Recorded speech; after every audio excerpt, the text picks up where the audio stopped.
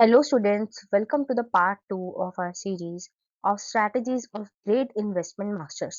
तो कल हमने करी थी बेंजामिन ग्राहम की इन्वेस्टमेंट स्ट्रैटेजी, राइट? एंड उन्होंने हमें क्या कहा कि अगर हमारे पास दो टाइप के स्टॉक्स है, अंडर वैल्यूड स्टॉक और popular stock, then you must go for the undervalued stock, right? And आपको पॉपुलर स्टॉक्स जो है नहीं खरीदने हैं, अंडर वैल्यूड स्टॉक्स आइडेंटिफाई करने हैं, इसके अंदर आपको पैसा जो है लगाना है ना। उन्होंने एक स्टेटमेंट कही थी कि basically investment is most intelligent when it is most business like. तो ग्राहम कहते थे कि इन्वेस्टिंग को बिजनेस डिसीजन की तरह ट्रीट करो, इमोशन या एक्साइटमेंट की तरह नहीं। जैसे कोई बिजनेसमैन प्रॉफिट देखता है, कॉस्ट देखता है, रिस्क देखता है, वैसे ही इन्वेस्टर को भी अर्निंग्स, उसकी एसेट्स, उसकी स्टेबिलिटी देखनी चाहिए। तो Graham emphasizes that investing should be based on rational business analysis rather than speculation, right? Now हम आज जिसकी बात करने वाले हैं वो है वॉरेन बफेट, राइट? तो इनको हम लॉन्ग टर्म बिजनेस इन्वेस्टर भी कहते थे, ठीक है? एंड इनका मानना था, if you are not willing to own a stock for at least 10 years, then do not even think about owning it for 10 minutes. तो वॉरेन बफेट कहते थे कि शॉर्ट टर्म ट्रेडिंग से वेल्थ नहीं बनती है, बिजनेस में कॉन्फिडेंस होना चाहिए। अगर आप कंपनी पे भरोसा नहीं कर सकते तो उसमें इन्वेस्ट भी मत करो, ठीक है? तो बेसिकली इन्वेस्टर का जो माइंडसेट होना चाहिए, that should be long term mindset, right? कि ऐसा नहीं कि आज शेयर लिया और कल बेच दिया, राइट? तो वॉरेन बफेट के कुछ बिलीफ्स थे, ठीक है?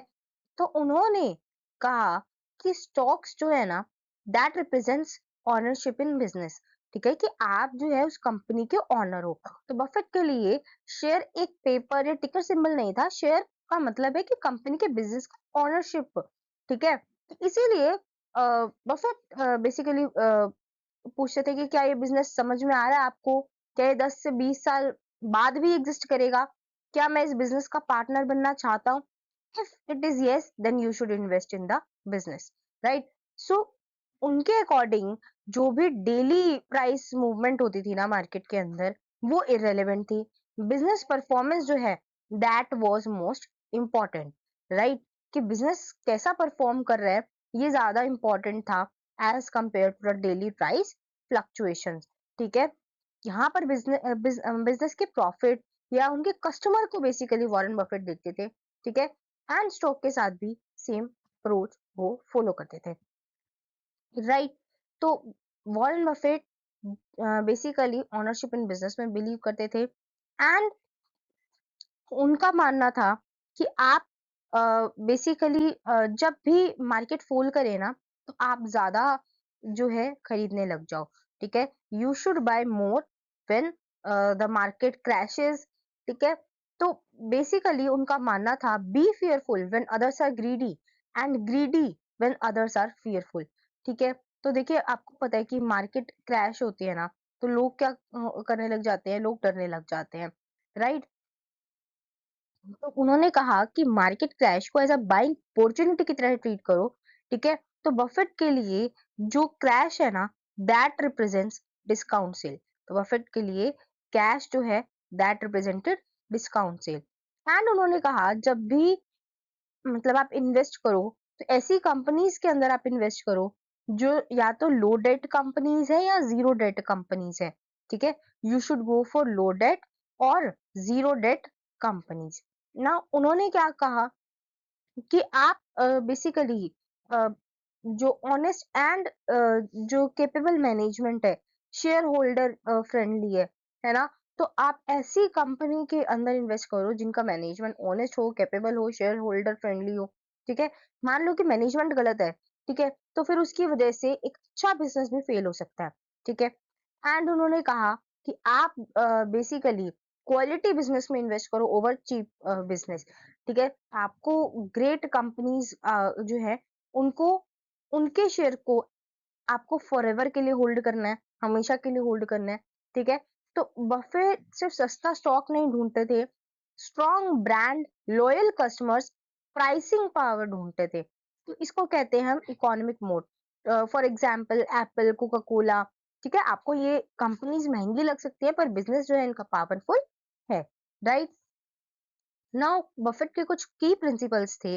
Now first one is market crash is equal to buying opportunities. ये हमने पहले भी समझा कि be fearful when others are greedy and greedy when others are fearful. तो मार्केट क्रैश में सब लोग डरते हैं, स्टॉक सस्ते हो जाते हैं। तो बफेट के लिए मैंने आपको पहले भी बताया कि जो क्रैश है that is equal to discount sale. ठीक है, वो क्या है? Discount sale. आपको वो स्टॉक सस्ते मिल रहे हैं, then you should buy those stocks. तो स्मार्ट इन्वेस्टर जो होता है वो पैनिक नहीं करता, क्वालिटी स्टॉक्स बाय करता है ना। नाउ फोकस ऑन पर शेयर परफॉर्मेंस, राइट। तो बफेट जो है टोटल प्रॉफिट पर फोकस नहीं करते थे, बल्कि ईपीएस देखते थे। क्यों? अगर शेयर्स बढ़ गए, है ना, तो टोटल प्रॉफिट बढ़ने के बाद भी इन्वेस्टर का फायदा कम हो सकता है।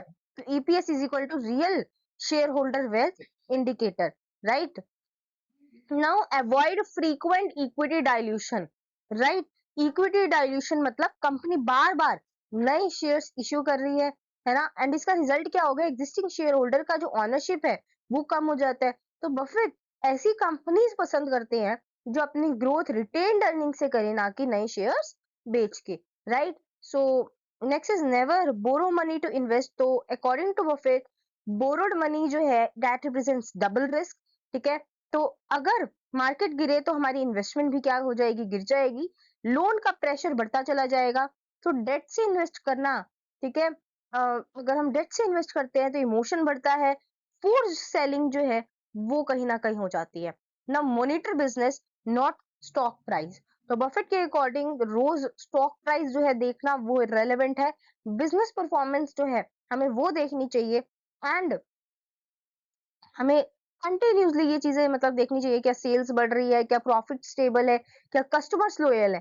प्राइस शॉर्ट टर्म में इमोशनल होता है, बिजनेस लॉन्ग टर्म में लॉजिकल होता है, right. Now retained earnings must create value. ठीक है, तो रिटेन्ड अर्निंग्स क्या होती है? हमारा प्रॉफिट का वो हिस्सा जो हमने शेयर होल्डर्स को एज अ डिविडेंड नहीं डिस्ट्रीब्यूट किया है ना। तो बिजनेस में ये एंड डिस्ट्रीब्यूट नहीं किया and हमने क्या कर लिया? उसे बिजनेस में री इन्वेस्ट करा है। तो रिटेन अर्निंग से बेसिकली प्रॉफिट्स बढ़े या ईपीएस बढ़ा। अगर रिटेन अर्निंग्स हमारी वैल्यू क्रिएट नहीं करती, दैट मीन्स मैनेजमेंट क्या है? इनएफिशिएंट है, हमें ऐसी कंपनीज के अंदर पैसा नहीं लगाना चाहिए। और अगर रिटेन अर्निंग्स वैल्यू क्रिएट कर रही हैं, then we must definitely go for that company, right. So Buffett ने एक कोट दिया, never invest in a business you don't understand. ठीक है, तो बफेट का एक सिंपल रूल था, अगर बिजनेस समझ नहीं आता तो उसमें पैसा मत लगाओ। तो बेसिकली अगर मार्केट गिरेगी तो आप पैनिक करोगे, क्योंकि बिजनेस का कॉन्फिडेंस जो है हमारे अभी हमारे में नहीं है। ठीक है, तो एंड अंडरस्टैंडिंग का मतलब क्या है कि आपको पता होना चाहिए प्रोडक्ट क्या है, कंपनी पैसे कैसे कमाती है, ठीक है, हमारे कंपैटिटर्स कौन है, फ्यूचर प्रिडिक्टेबल है या नहीं है। ठीक है, तो जब हम ये अंडरस्टैंडिंग के रिगार्डिंग बहुत सारे क्वेश्चंस का आंसर ढूंढने की कोशिश करते हैं, so this is circle of competence. ठीक है, तो वॉरेन बफेट का investment approach long term, business focus, quality driven और इमोशन फ्री होता है ना। तो बफेट कहते हैं कि मार्केट से मत घबराओ, बिजनेस समझो, क्वालिटी लो, पेशेंस रखो। ठीक है, क्रैश जो है that is an opportunity for you. ठीक है, एंड अगर आप लॉन्ग टर्म के लिए इन्वेस्ट करोगे, ठीक है, तो आपको कंपाउंडिंग का बहुत बेनिफिट मिलने वाला है। एंड अगर आप बिजनेस को समझते हो, दैट रिप्रेजेंट सेफ्टी। सिंपल सोचो, स्ट्रॉन्ग बिजनेस लो और लंबा वेट करो, right. So that is about the Warren Buffett investment strategy. Thank you very much. अगर आपकी कोई क्वेरी हो, then you may ask it in the comment section. Thank you very much.